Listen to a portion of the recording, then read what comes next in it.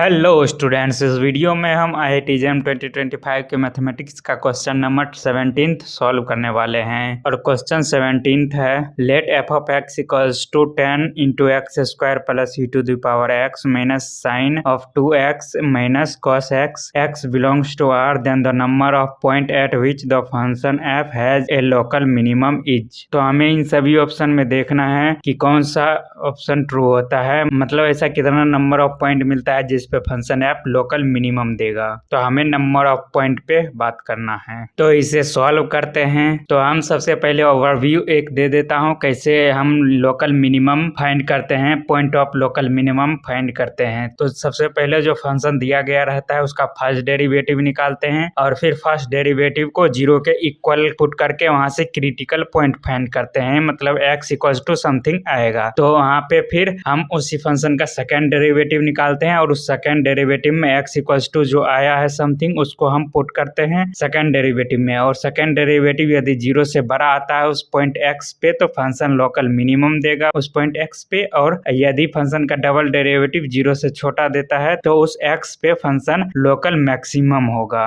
तो ये प्रोसीजर है लोकल मिनिमम या लोकल मैक्सिमम चेक करने का कि किस किस पॉइंट पे लोकल मिनिमम है और लोकल मैक्सिमम है। तो इस तरह से कौन सा वो पॉइंट है और कितना नंबर ऑफ पॉइंट है ये फाइंड कर सकते हैं। पर इस क्वेश्चन में एक प्रॉब्लम है, इस क्वेश्चन में ये प्रोसीजर अप्लाई नहीं हो सकता है। और क्यों नहीं हो सकता है उसे हम देखते हैं। तो हमारे पास जो फंक्शन f ऑफ x दिया गया है इसका हम फर्स्ट डेरिवेटिव निकाल लेते हैं, वो ये आएगा f dash of x equals to 20 into x plus e to the power x minus 2 cos 2x plus sine x। तो ये इसका फर्स्ट डेरिवेटिव आ गया हमारे पास जो फंक्शन दिया गया है उसका। अब इसमें हम क्रिटिकल पॉइंट फाइंड करने के लिए फंक्शन के फर्स्ट डेरिवेटिव को जीरो के इक्वल करेंगे। तो ये आ जाएगा हमारे पास 20 into x plus e to the power x minus 2 into cos 2x plus sine x equals to 0। इस तरह से हमने कर लिया। अब ये एक ट्रांसेंडेंटल इक्वेशन है तो हम यहाँ से आसानी से x फाइंड नहीं कर पाएंगे, x का क्या क्या वैल्यू होगा वो हम यहाँ से नहीं निकाल सकते हैं, इसलिए वो जो प्रोसीजर मैंने बताया था वो यहाँ पे अप्लाई नहीं होगा। तो अब इसे हम ग्राफिकल मेथड से सॉल्व करेंगे। तो हमारे पास जो फंक्शन का फर्स्ट डेरिवेटिव आया है इसमें ये जो टर्म है साइन ऑफ x ये तो हमेशा -1 से 1 के बीच ही होगा, और उसके बाद जो 2 इंटू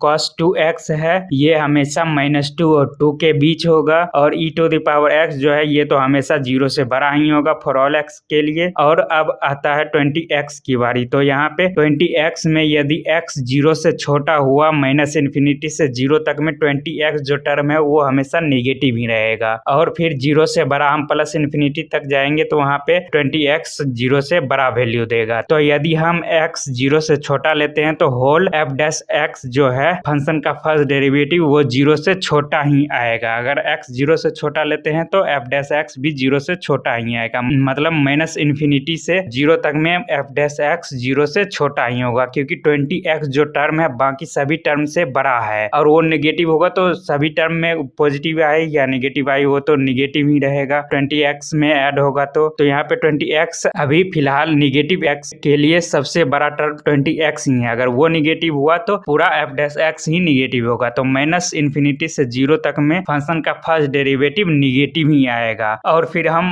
x यदि 0 से बड़ा लेंगे +∞ को जाएगा। यदि x 0 टू +∞ तो उसमें फंक्शन का फर्स्ट डेरिवेटिव हमेशा 0 से बड़ा आएगा। स्मॉल x के लिए तो 20x जो टर्म है वो बड़ा होगा, पर अगर हम x बहुत बड़ा लेंगे तो e to the power x term सबसे बड़ा होगा, और ये दोनों टर्म पॉजिटिव है। और cos 2x जो है वो तो हमेशा -2 और 2 के बीच ही रहेगा, और sin तो -1 और 1 के बीच ही रहेगा। तो इसमें सबसे बड़ा पॉजिटिव टर्म ही है 20x plus e to the power x जो है ये सबसे बड़ा टर्म है। तो हम पॉजिटिव यदि x लेंगे तो होल जो f डैश x है वो 0 से बड़ा ही आएगा। तो f डैश x 0 से बड़ा होगा फॉर ऑल x। हम कोई भी x 0 से +∞ तक का कोई भी x लेंगे तो हमेशा फंक्शन का फर्स्ट डेरिवेटिव 0 से बड़ा ही आएगा। और हमने यहाँ पे ये क्यों चेक किया कि फंक्शन का फर्स्ट डेरिवेटिव -∞ टू 0 में 0 से छोटा है और फंक्शन का फर्स्ट डेरिवेटिव 0 टू ∞ में 0 से बड़ा है, क्योंकि यहाँ पे फंक्शन का फर्स्ट डेरिवेटिव फंक्शन के इंक्रीजिंग और डिक्रीजिंग को दिखाता है कि फंक्शन का ग्राफ कहाँ पे इंक्रीज करेगा कहाँ पे डिक्रीज करेगा। तो फंक्शन का फर्स्ट डेरिवेटिव -∞ टू 0 में निगेटिव आ रहा है, मतलब 0 से छोटा आ रहा है, तो फंक्शन -∞ टू 0 जो इंटरवल है उसमें डिक्रीज करेगा। करेगा। जिस इंटरवल में फंक्शन का फर्स्ट डेरिवेटिव निगेटिव होता है उसमें फंक्शन डिक्रीज करता है, और जिस इंटरवल में फंक्शन का फर्स्ट डेरिवेटिव 0 से बड़ा मतलब पॉजिटिव होता है उस इंटरवल में फंक्शन का ग्राफ इंक्रीज करता है। तो यहाँ पे -∞ to 0 में फंक्शन का फर्स्ट डेरिवेटिव 0 से छोटा है मतलब निगेटिव है, तो फंक्शन का ग्राफ जो होगा वो डिक्रीज करेगा -∞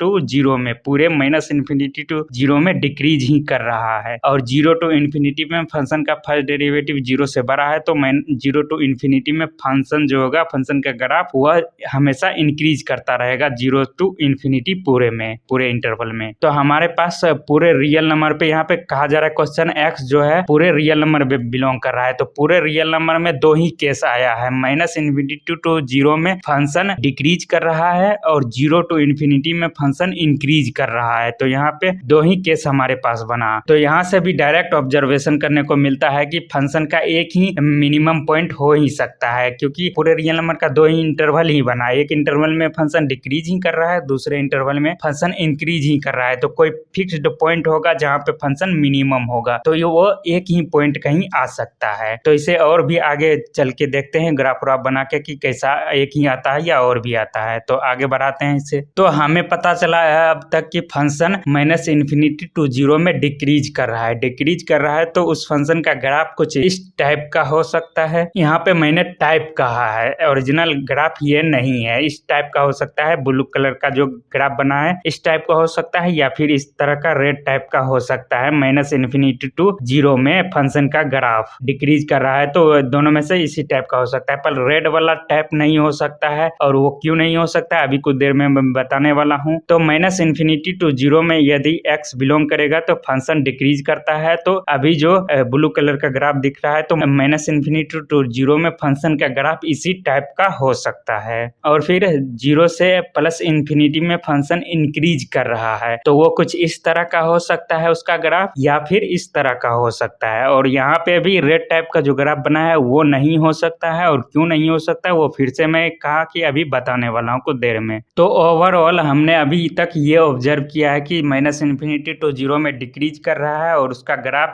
लेफ्ट साइड जो है y एक्सिस के लेफ्ट साइड जो ग्राफ है उस तरह से बनेगा -∞ to 0 में, और फिर 0 to ∞ में y एक्सिस के राइट साइड जो ग्राफ है उस तरह से बनेगा, इंक्रीज कर रहा है। तो इससे पहले जो रेड टाइप का दिखाया था वो नहीं होगा, क्यों नहीं होगा अभी मैं बताने वाला हूँ। तो ओवरऑल अभी जो ग्राफ स्क्रीन पे दिख रहा है फंक्शन का इसी टाइप का ग्राफ होगा, इसी टाइप का होगा, एग्जैक्ट ये नहीं है, मैं अभी बता दे रहा हूँ, इसी टाइप का बनेगा। और इसी टाइप का बनेगा तो इसमें साफ साफ दिख रहा है कि इसका एक ही मिनिमम पॉइंट होगा, इसका एक ही पॉइंट होगा जिसपे फंक्शन लोकल मिनिमम हो सकता है। तो यहाँ से भी ऐसे बता सकते हो कि एक ही पॉइंट होगा। तो अब ये देखते हैं कि इसका ग्राफ इसी टाइप का क्यों बनेगा। तो उसके लिए हमें फिर फंक्शन का डबल डेरिवेटिव निकालना पड़ेगा, और फंक्शन का डबल डेरिवेटिव इस तरह से हो जाएगा, f'(x) = 20 + e⁻x + 4 × sin of 2x + cos x। तो ये आ गया फंक्शन का डबल डेरिवेटिव। और तुम्हें एक चीज और पता होना चाहिए कि फंक्शन का डबल डेरिवेटिव फंक्शन के कॉन्केविटी को दिखाता है। यदि फंक्शन का डबल डेरिवेटिव जिस इंटरवल में 0 से बड़ा होता है उस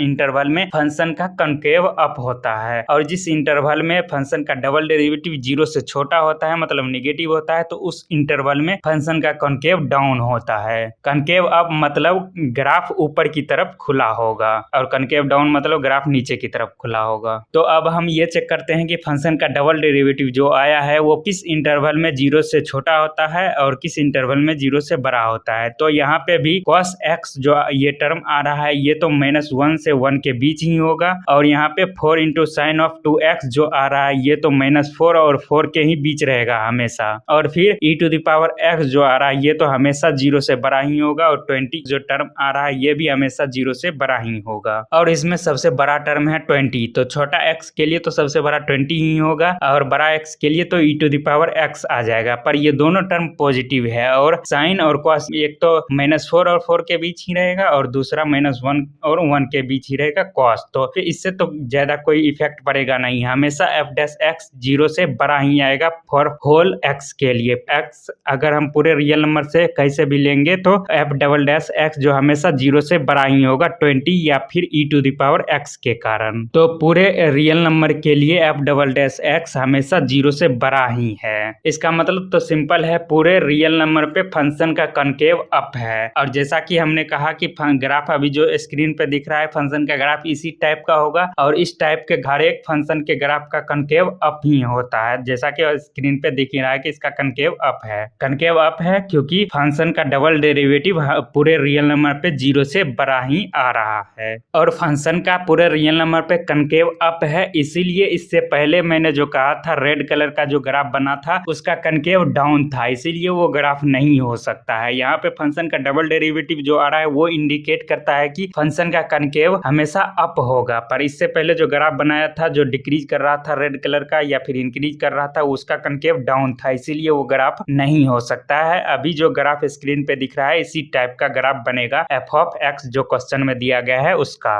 और इस टाइप के हर एक ग्राफ में नंबर ऑफ पॉइंट जिसपे फंक्शन लोकल मिनिमम देगा वो तो एक ही है। तो number of point at which the function F has local minimum is 1 होगा। इसका करेक्ट ऑप्शन 1 होगा, मतलब 1 जिस ऑप्शन में है वो ट्रू होगा। अब थोड़ा और इस पे विचार करते हैं कि फंक्शन का कनकेव अप क्यों है। यहाँ पे फंक्शन का डबल डेरिवेटिव पूरे रियल नंबर पे 0 से बड़ा है, मतलब कनकेव अप होगा। और फंक्शन का डबल डेरिवेटिव फंक्शन के फर्स्ट डेरिवेटिव को इंक्रीजिंग या डिक्रीजिंग को दिखाता है। फंक्शन का फर्स्ट डेरिवेटिव फंक्शन के इंक्रीजिंग या डिक्रीजिंग को दिखाता है। जिस इंटरवल में फंक्शन का फर्स्ट डेरिवेटिव 0 से छोटा हुआ उसमें डिक्रीज करेगा फंक्शन, और जिस इंटरवल में फंक्शन का फर्स्ट डेरिवेटिव 0 से बड़ा होगा उस इंटरवल में फंक्शन इंक्रीज करेगा। और फिर हम फंक्शन का डबल डेरिवेटिव निकालेंगे तो वो फंक्शन के फर्स्ट डेरिवेटिव के इंक्रीजिंग और डिक्रीजिंग को दिखाता है। यदि फंक्शन का डबल डेरिवेटिव जिस इंटरवल में 0 से बड़ा होगा उस इंटरवल में फंक्शन का फर्स्ट डेरिवेटिव इंक्रीज करेगा, और जिस इंटरवल में फंक्शन का सेकंड डेरिवेटिव 0 से छोटा होगा उस इंटरवल में फंक्शन का फर्स्ट डेरिवेटिव डिक्रीज करेगा। और फंक्शन का फर्स्ट डेरिवेटिव फंक्शन के कर्व पे टेंजेंट के स्लोप को भी दिखाता है। तो अभी यहाँ पे मैंने बताया कि फंक्शन का फर्स्ट डेरिवेटिव इंक्रीज कर रहा है क्योंकि यहाँ पे फंक्शन का सेकंड डेरिवेटिव पूरे रियल नंबर पे 0 से बड़ा आ रहा है। माइनस अगर x माइनस इन्फिनिटी में बिलोंग करवाएंगे तो f का डबल डेरिवेटिव हमेशा 0 से बड़ा ही आ रहा है, मतलब फंक्शन का फर्स्ट डेरिवेटिव पूरे रियल नंबर पे इंक्रीज ही कर रहा है। और फंक्शन का फर्स्ट डेरिवेटिव तो फंक्शन के ग्राफ पे जो टेंजेंट बनेगा उसके स्लोप को दिखाता है। और फंक्शन का फर्स्ट डेरिवेटिव तो पूरे रियल नंबर पे ही इंक्रीज कर रहा है, मतलब फंक्शन के कर्व पे जो टेंजेंट के स्लोप बनेगा वो पूरे रियल नंबर पे हमेशा इंक्रीज ही करता रहेगा। तो यहाँ पे जो स्क्रीन पे ग्राफ दिख रहा है इस पे अगर टेंजेंट बनाएंगे और उसका स्लोप देखेंगे तो वो पूरे रियल नंबर पे हमेशा इंक्रीज ही करता नजर आ रहा है। तो इससे भी पता चलता है कि फंक्शन का ग्राफ कुछ इसी टाइप का ही होगा।